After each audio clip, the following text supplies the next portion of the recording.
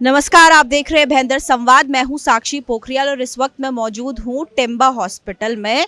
हमारे साथ यहां पे जो कर्मचारी लोग मौजूद हैं, ये यहां पे कॉन्ट्रैक्ट बेसिस पे जो सरकारी अस्पताल होते हैं ऑल ओवर इंडिया में, आपके स्टेट में जितने भी कॉन्ट्रैक्ट बेसिस पे जो कर्मचारी आप अस्पताल में देखते हैं, वो लोग जो है यहाँ पे हमारे साथ मौजूद है। क्या मुद्दा है, क्या इनकी परेशानियां हैं, यही जानने हम यहाँ पे जो है आज आए हैं।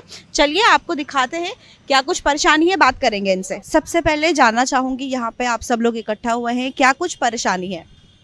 यहाँ पर ये पंडित भीमसेन जोशी हॉस्पिटल है। ये जितने भी मेरे भाई बहन खड़े हैं ये कॉन्ट्रैक्ट वेजेस पे हैं। यहाँ पे 3 कॉन्ट्रैक्टर हैं जो कि इनको कभी टाइम पे सैलरी नहीं होती है।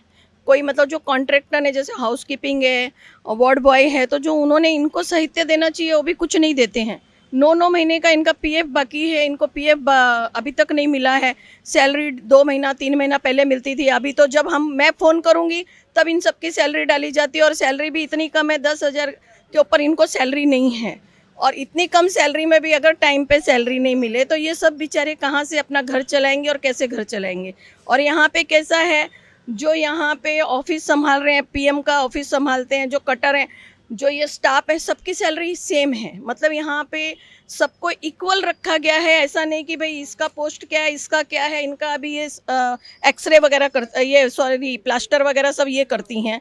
ये सब मेरी जितनी भी बहनें खड़ी हैं ये सब हाउसकीपिंग और इसमें काम करती हैं। जितने भाई खड़े हैं, ऑफिस स्टाफ भी खड़े हैं यहाँ पे, तो इनको किसी को टाइम पे सैलरी नहीं है। और जब मुख्यमंत्री प्रधानमंत्री बोलते हैं कि कर्मचारियों के वेतन बढ़ चुके हैं, जब कर्मचारियों के वेतन बढ़े हैं तो इन कर्मचारियों को वेतन प्रॉपर क्यों नहीं मिल रहा है?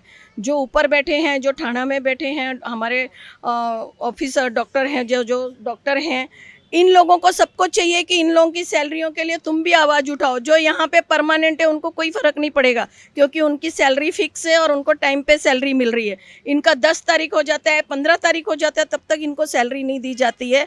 तो मैं ये पूछना चाहती हूँ कॉन्ट्रैक्टरों को, अगर आप लोग सैलरी नहीं दे पाते हो और आप लोग कैपेबल नहीं हो तो आप लोग को कॉन्ट्रैक्ट भी नहीं लेने चाहिए। अगर आप कैपेबल हो तो ही कॉन्ट्रैक्ट लीजिए। ये बेचारे उसमें ये सफ़र क्यों हो? आज ये बेचारी महिलाएं सफ़र हो रही हैं, ये सारे भाई लोग सफ़र हो रहे हैं। टाइम पे इनको किसी को सैलरी नहीं है। फ़ोन जाएगा तो सैलरी आएगी और मनमाना कारोबार है। मतलब जैसा उनको मन में आएगा वैसा करेंगे। ना इनको फिनाइल दी जाती है, ना ग्लोव्स दिए जाते हैं, जबकि पीएम में भी सब कुछ देना चाहिए। इधर बॉडियाँ रखी जाती हैं तो यहाँ पे फिनाइल वगैरह तो कंपलसरी है। वहाँ पे शौचालयों में सब जगह फिनाइल चाहिए। बेचारे सुनते कौन है? ये स्टाफ सुनता है पब्लिक की। पब्लिक आके इनको चिल्ला के जाती है, पर पब्लिक को ये समझ में नहीं आता है कि ये महाराष्ट्र शासन का हॉस्पिटल है और यहाँ पे जो कॉन्ट्रैक्टर है वो इनको कोई भी चीज़ प्रोवाइड नहीं करते हैं। फिनाइल है, जो भी साहित्य लगता है वो सब, तो इनको क्यों सुनाया जाता है? इनको तो उसमें कोई इनका मतलब ही नहीं है। मैं तो एक ही कहना चाहूँगी, इनकी सैलरी बढ़ाई जाए। अगर इनकी सैलरी नहीं बढ़ाई गई, पोस्टमार्टम में ये सारे हैं जितने भी मेरे भाई बहन खड़े हैं हॉस्पिटल के, इनकी सैलरी नहीं बढ़ाई गई तो हम यहाँ पे आंदोलन करेंगे और आंदोलन पे बैठेंगे। हम लोग हड़ताल पे बैठ जाएंगे यहाँ पे। ये मैं आपके माध्यम से कहना चाहती हूँ। ये जितने भी अधिकारी बैठे हैं उन सब ने इस चीज़ पे ध्यान दिया जाए। मंत्री जो भी बैठे, हम लोग जाके आरोग्य मिनिस्टर जी को भी मिल करके आए थे, हम किमान वेतन आयोग में भी मिले हैं, सब जगह हम फॉलो कर रहे हैं। पर इनकी सैलरी प्रॉपर होनी चाहिए, मैं यही बोलना चाहती हूँ। और इनको अगर टाइम पे सैलरी नहीं मिली और कॉन्ट्रैक्टर ने 2 दिन के अंदर इनका पीएफ नहीं डाला तो हम लोग यहाँ पे बेमुद्दत हड़ताल पे बैठने वाले हैं। जबकि मेरे को कॉन्ट्रैक्टर ने बोला था कि 7 शनिवार तक मैं इनका पीएफ डाल दूंगा। 9 महीने इनको पीएफ नहीं है। कुछ तो उन लोगों को समझ में आना चाहिए। फिर हम बोलेंगे सैलरी करो, दूसरों को फ़ोन करके बोलेंगे कि नहीं हम शनिवार को कर रहे हैं। इनका उनको दिखाई नहीं दे रहा क्या? इनको पेट नहीं है, इनके घर में परिवार नहीं है। ये सब के बच्चे स्कूल में जाते हैं, ये लोग इतनी मेहनत करके जाते हैं और इनको पगार नहीं मिले तो कितनी गलत बात है। तो मेरा एक ही बोलना है, या तो आप लोग इनकी सैलरी बढ़ाइए। आप लोग कैपेबल नहीं है तो आप लोग कॉन्ट्रैक्ट छोड़ दीजिए। बहुत सारे कॉन्ट्रैक्टर हैं जो कॉन्ट्रैक्ट ले सकते हैं। अच्छा, मैं एक चीज़ और आपसे पूछना चाहूँगी, कितने साल से ये लोग यहाँ पे जो है कॉन्ट्रैक्ट बेसिस पे काम कर रहे हैं? कोई नए ज्वाइन हुए हैं या काफ़ी साल हो गए? देखिए, कुछ तो यहाँ पे 10 साल से हैं, 12-15 साल से हैं, कुछ अभी जस्ट नए ज्वाइन हुए हैं। लेकिन जो बेचारे इतने सालों से हैं तो उनको तो परमानेंट भी करना चाहिए। अभी जैसे ये जितने खड़े हैं इतने सालों से है, ये इतने सालों से हैं, तो इनको परमानेंट करना चाहिए। इनको प्रॉपर सैलरी देनी चाहिए। सबको एक ही तराजू पे तोल करके सबको 10,000 रुपये ही सैलरी देनी है तो 10,000 सैलरी नथिंग है। आज के ज़माने में कोई मायना नहीं रखती है, और सबके बच्चे स्कूल जा रहे हैं, सबके घरों में बीमारी सीमारी होती है। कुछ मदर्स तो यहाँ पे ऐसी हैं जो बच्चों के लिए मदर फादर दोनों ही हैं। तो ये उन लोगों को सोचना चाहिए, ये उन लोगों को सोचना चाहिए कि हम क्या कर रहे हैं, हमें इनको सैलरी प्रॉपर देनी चाहिए। शासन प्रशासन को सोचना चाहिए कि इनकी सैलरी प्रॉपर की जाए, नहीं तो हम बेमुद्दा हड़ताल पे बैठेंगे। अच्छा, एक चीज़ और मैं आपसे पूछना चाहूँगी, कौन कौन से डिपार्टमेंट में ये लोग हैं और क्या इनकी कार्यशैली रहती है, किस तरीके से इनका काम रहता है, ताकि जो हमारे दर्शक हैं वो भी देखें और समझें कि किस तरीके से, क्योंकि हम जो बाहर की तस्वीर देखते हैं, सरकारी अस्पताल देखते हैं, डॉक्टर देखते हैं, लेकिन ये वो पीछे के लोग हैं जो काम करते हैं, और क्या इनका काम रहता है, किस तरीके से मेहनत रहती है, पूरे दिन भर की क्या दिनचर्या रहती है इनकी। देखिए अभी ये जो है ये पोस्टमार्टम में यहाँ पे जो भी पोस्टमार्टम के मैटर आते हैं, जो पुलिस वगैरह आती है तो पेपर वर्क करते हैं ये लोग। यहाँ पे कटर भी है, कटर कौन है, कटर भी हैं यहाँ पे, लिपिक हैं, सफाई कर्मचारी हैं, वार्ड बॉय हैं। यहाँ पे भी महिलाएं जो है इनके बाद, ये इनका मैं इधर आती हूँ, ये इनका क्या क्या है, ये मतलब प्लास्टर वगैरह ड्रेसिंग वगैरह करती हैं, ये हाउस कीपिंग में, ये सब वार्ड में काम करती हैं बहनें, ये सब वार्ड में है, ये सुपरवाइजर हैं। यहाँ पे क्लार्क भी खड़े हैं पीछे, तुम पूरे यहाँ पे देखिए ईसीजी वाले हैं, ये सारे क्लार्क खड़े हैं, ये यहाँ पे सभी यहाँ पे ईसीजी वाले, एक्सरे वाले सभी हैं यहाँ पे। हर डिपार्टमेंट के जो केस पेपर निकालते हैं वो भी हैं, सभी डिपार्टमेंट के, और सबको बेचारों को प्रॉपर सैलरी नहीं है और नाइट टाइम पे सैलरी दी जाती है। अच्छा, इनका वर्किंग आवर क्या रहता है, कोई वीक ऑफ रहता है, छुट्टी रहती है, कुछ ऐसा रहता है? इनका वर्किंग सुबह बेचारे 8 बजे आते हैं, जाने का टाइम में 8 घंटे का टाइम रहता है, और हफ्ते में एक छुट्टी रहती है। और पीएम में तो ऐसा है कि इनको बेचारों को छुट्टी है नहीं है, कि जैसा है जब बुलाया जाए तब इनको आना पड़ता है। जी, आप कौन से डिपार्टमेंट में काम करते हैं? मैं पीएम डिपार्टमेंट में काम करता हूँ मैडम, लिपिक बोल के। फिलहाल मैं ही पूरा पोस्टमार्टम का पेपर वर्क, पुलिस का एडीआर जो आता है, बॉडीज आते हैं, वो सब का पेपर वर्क मेरे हाथ में। अभी हम यहाँ पे 2020 में ज्वाइन हुए थे, 19 में ज्वाइन हुए थे, कोविड में कोविड लग गया। उस टाइम पे सैलरी महानगर पालिका दे रहा था हमको, और वो प्रॉपर दे रहा था किमान वेतन के हिसाब से। बट आज के तारीख में जब ये 2021 में महाराष्ट्र शासन में पूरा हॉस्पिटल गया है, महाराष्ट्र शासन जब नगर पालिका चला नहीं पा रही थी या कोई दूसरा प्रॉब्लम था, तो ये शासन ने हैंडओवर किया हॉस्पिटल।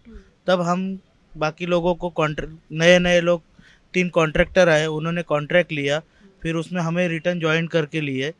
उसके बाद जब उन्होंने हमको बोला था 15,096 रुपये, मतलब 15,096 रुपीज़ उन्होंने डिसाइड किया। उस दिन से आज 5 साल हो गए, उतना ही सैलरी है, ना उसमें डीए बढ़ रहा है, ना बेसिक बढ़ रहा है। आज के तारीख में महंगाई बढ़ते जा रही है खाली। आज तुम घर चलाना मुश्किल हो गया है। सब ऐसे नहीं है, यहाँ पे सिंगल पर्सन कोई नहीं है, सब मैरिड है, सबके बाल बच्चे। आज 10,000 में किसी का घर चलता है क्या? 10,000 रुपये में कोई बोल दे मुझे कि तेरे को 10,000 देता हूँ, ये घर चला ले, बीवी बच्चे, स्कूल पढ़ाई, सब नहीं हो रहा है। हम खुद कंटाल गए, हमने आमदार जी को पत्र दिए, पहले गीता जैन मैडम को थे, उनको भी पत्र दिए थे। उसके बाद आज नरेंद्र मेहता जी है, उनको भी पत्र दिए, आरोग्य मंत्री उनको भी पत्र दिए।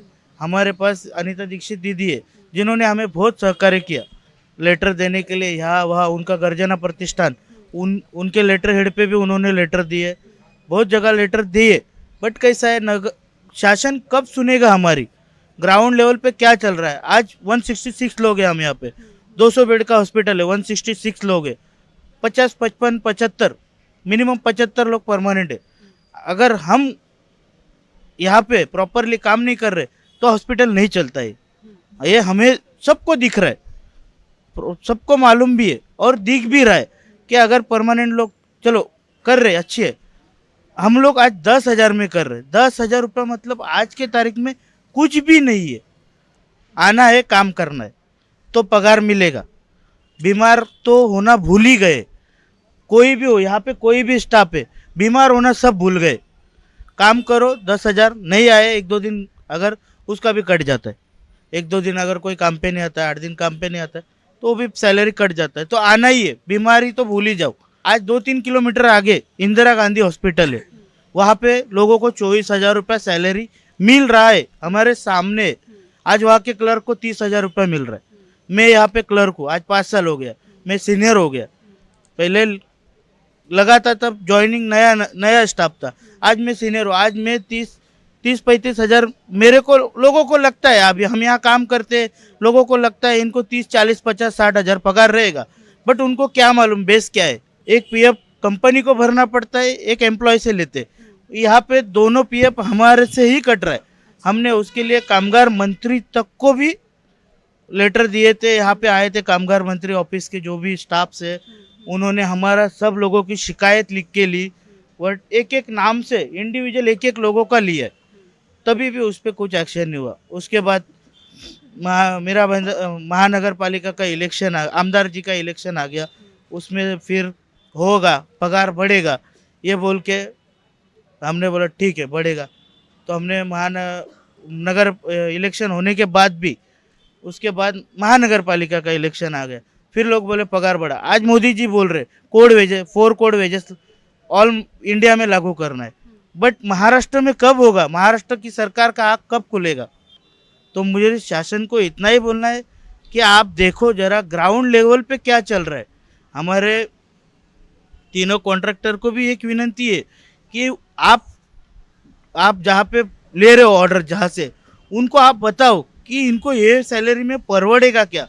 आज तुम उनसे कॉन्ट्रैक्ट ले रहे हो, तुमको दे रहे हो, हमारा आरोग्य विभाग आपको कॉन्ट्रैक्ट दे रहा है, अच्छी बात है कॉन्ट्रैक्ट दे रहा है, बट आप बैकग्राउंड नीचे आपको मालूम है आज आप 4-5 साल से कॉन्ट्रैक्ट चला रहे हो, हम आपको रोज कंप्लेंट करते कि हमारा सैलरी 10,000 है, बढ़ाओ, डीए बढ़ाओ, एचआरए बढ़ाओ, कुछ तो बढ़ाओ, कोई अलाउंस बढ़ाओ।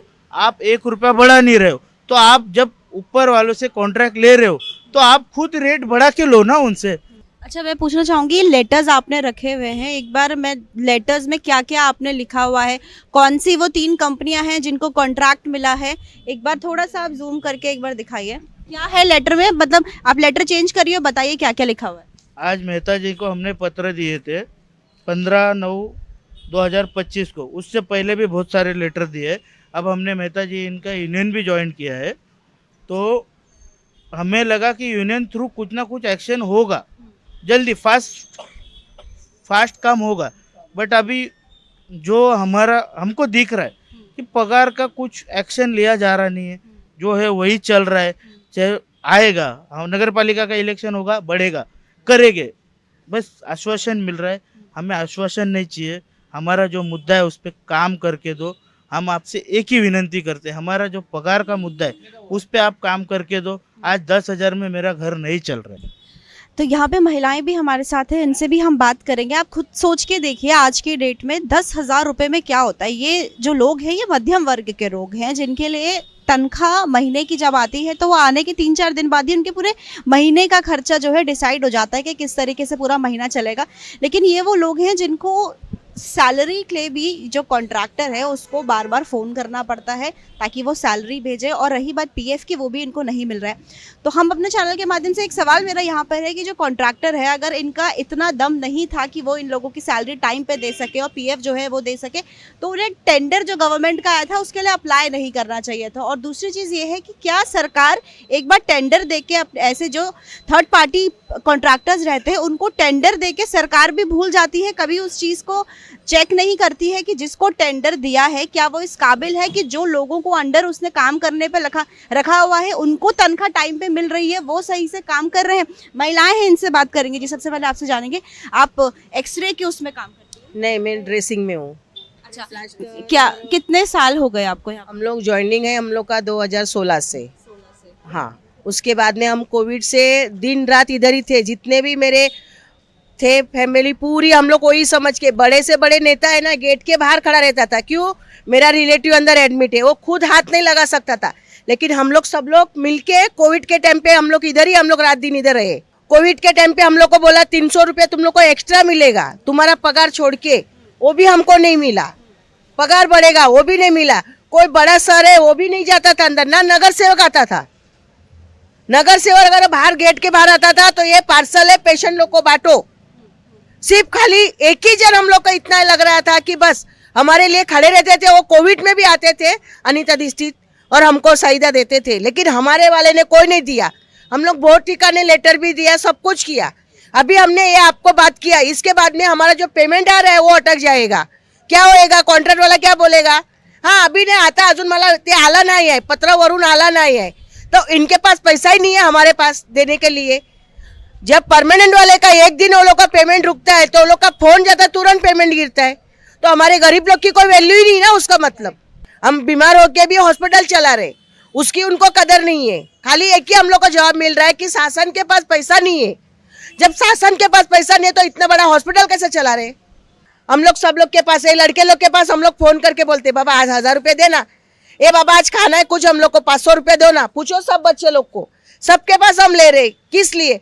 वही चीज हम लोग परमानेंट वाले के पास जाते हैं ना, कुछ रहेगा तो दो करके, उनके पास पैसा नहीं है. बस हमारी उतनी विनती है कि जो भी हमको हमारा पेमेंट बढ़ाए और जो हम है जितने जिस जो बैठ रहे हैं उनको परमानेंट करने के लिए बोलो. नहीं तो अभी आगे हम लोग और जाना है ना, जिधर भी जाना है हम जाएंगे. हमको जो भी जो करेगा ना, अभी हम हार नहीं मानेंगे. जिसका भी फोन आए कुछ भी आए हम देख लेंगे, लेकिन मरेंगे ना एक साथ में सब मरेंगे. ऐसे ऐसे पेशेंट आते हैं यहाँ पे जिनको कीड़े पड़े हैं, जिनका ये सब लोग बेचारे उन पेशेंट को हैंडल करते हैं. अभी जितने रोड ये पे सब खड़े हैं ना भिखारी, उसको लाके पुलिस वाले लाके जमा करके रख देंगे. यहाँ वो पे, बिस्तर में हगेगा पीटेगा सब हम लोग करने का. और यहाँ पे कैसे है, जो बॉडियां भी आती हैं, अननोन बॉडियां आती हैं जो सड़ी हुई होती हैं, कीड़े पड़े हुए होते हैं, ये बेचारे वो सब देख रहे हैं ना. ये सारे लोग इतना गंदगी झेल रहे हैं, इतना गंदगी को ये